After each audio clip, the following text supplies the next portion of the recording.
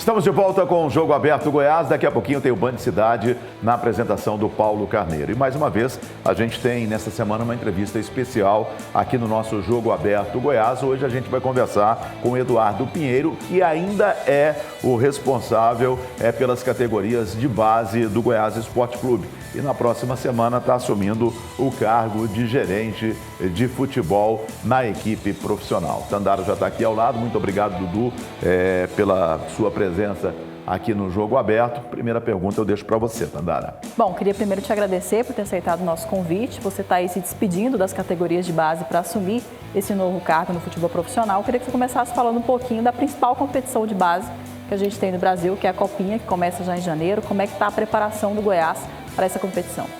Boa tarde, Tandara. Boa tarde, Theo. É um prazer estar aqui no Jogo Aberto. Faço a categoria de base do Goiás.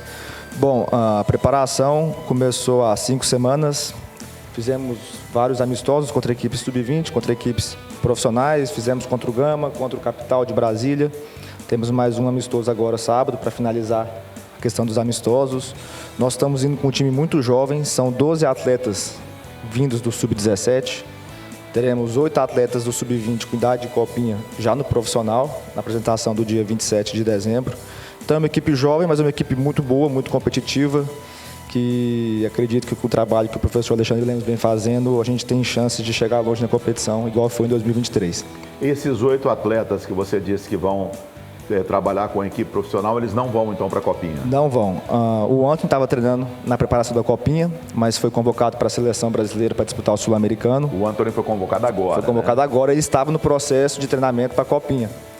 E aí, como ele vai para a seleção, ele vai ser desfalcado e provavelmente vamos ter que desfalcar o outro zagueiro para estar com a gente no profissional, porque hoje nós temos só 3 zagueiros para começar o ano. E os outros atletas são aqueles atletas que já performaram no profissional no ano de 2024, que é o Alejandro, o atacante pela direita, o Larson, que também foi convocado esse ano para a seleção brasileira. Tem o Pedrinho, que por mais que já vem jogando desde 2022 no profissional, ele é um atleta que tem idade de copinha ainda, é um atleta que fez a transição muito cedo para o profissional. Nós temos o Diego Caeto, que jogou a Série B esse ano. Então, assim, são 8 atletas no universo de 11 titulares que realmente desfalcam um pouco a equipe, mas como a gente tem uma base muito forte vindo do Sub-17, apesar de os jovens terem muita qualidade, então a gente acha que é possível fazer uma boa campanha. O Eduardo, e você falou 8 atletas na equipe profissional.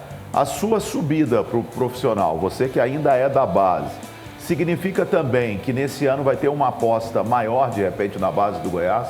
Com certeza. A gente teve um grande problema aqui nos últimos 2 anos, que era essa transição base profissional. Na montagem de elenco dos últimos 2 anos, contratou mais ou menos entre 25 a 30 atletas. Então, quando você faz isso, você não tem espaço para apostar nos meninos da base. Então, aquele time que foi terceiro colocado da Copinha de 2023, tiveram poucas oportunidades porque a montagem do elenco foi antes da Copinha, então não tinha espaço para eles. Mudou a gestão no outro ano, apesar de 2023 muito bom do Sub-20, a outra gestão não conhecia a base do Goiás e contratou mais 30 jogadores. Então, para 2025, nós não vamos cometer esse erro novamente. Nós vamos contratar ali bem pontualmente 10, 12 atletas para chegar para jogar e a aposta vai ser atletas da base. Esses que eu falei, mais outros atletas também que estarão na Copinha que provavelmente vão fazer a transição para o profissional após a competição.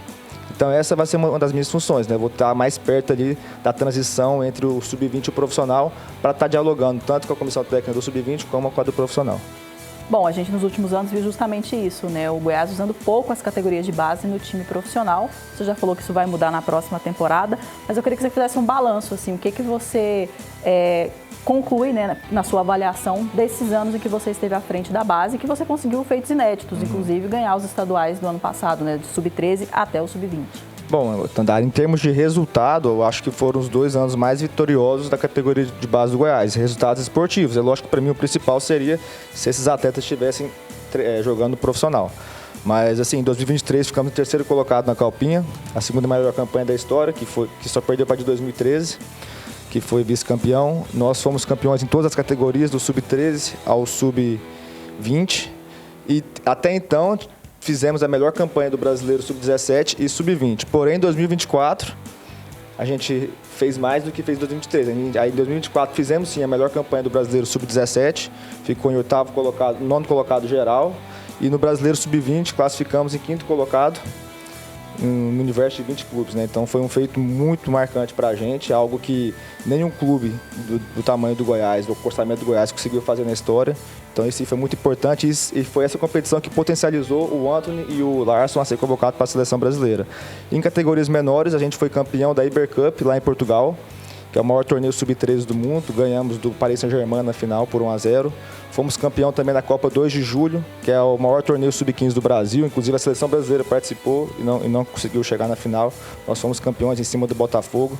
Então esses foram alguns dos resultados esportivos que a gente conquistou nesses últimos 2 anos. O Eduardo, nós estamos conversando com o Eduardo Pinheiro, que é o gestor da base do Goiás ainda, e a partir da próxima semana vai para a gerência de futebol da equipe profissional. Como é que é feito hoje o orçamento na base do Goiás? A gente sabe que o profissional ele leva, sei lá, 80%, 70% do que é o orçamento do Goiás.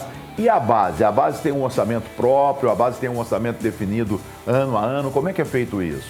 Bom, a gestão que entrou no começo desse ano, a gente começou a organizar o orçamento para ter um orçamento próprio para a base.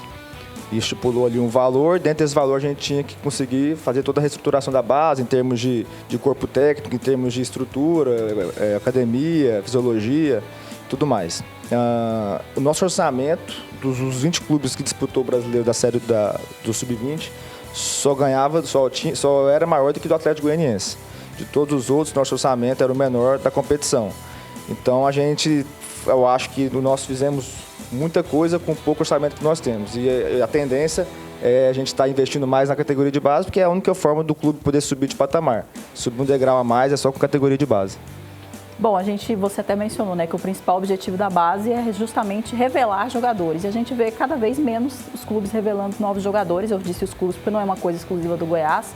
Você que trabalha nessa área há tantos anos, qual que é o motivo que você enxerga para ter essa dificuldade para revelar novos jogadores? Eu acho que o futebol brasileiro é muito pressionado. Todo mundo que está na ponta é muito pressionado. O presidente é pressionado, o diretor de futebol é pressionado, o treinador é pressionado. Então, na hora que aperta, o treinador vai querer colocar um cara mais experiente, o cara da confiança dele. E esse, para mim, é o grande problema. E também não ter um campeonato robusto sub-23. Porque esses jogadores que a gente vê despontando no profissional, na Série A, Hendrick, Estevão, o próprio Wesley do Corinthians, então são jogadores que são fora da curva. A grande maioria são jogadores que vão maturar com 22, 23 anos, que é o que Portugal faz muito bem. As jovens promessas brasileiras que não chegou no profissional com 20, 21 vão para Portugal e de lá despontam. Por isso que metade da seleção brasileira ninguém conhece, porque saiu daqui com 20 anos, foi para Portugal, foi para outros mercados alternativos da Europa, e aí quando maturou, chegou a uma idade de 25, 26 anos, explode. Então o brasileiro não tem paciência. Um grande exemplo é o Palmeiras. O Palmeiras ganhou tudo na base de 2017, 18 até 2020. Só que só foi revelar jogador quando o Luxemburgo chegou no Palmeiras e teve coragem e peito para colocar os atletas para jogar. Caso contrário, o Palmeiras não seria referência igual está sendo hoje. Bom, a gente vai para um rápido intervalo e daqui a pouquinho a gente volta para a gente finalizar a nossa conversa com o Eduardo Pinheiro aqui no Jogo Aberto Goiás. Daqui a pouquinho também tem o Band Cidade. Segura aí que é jogo rápido.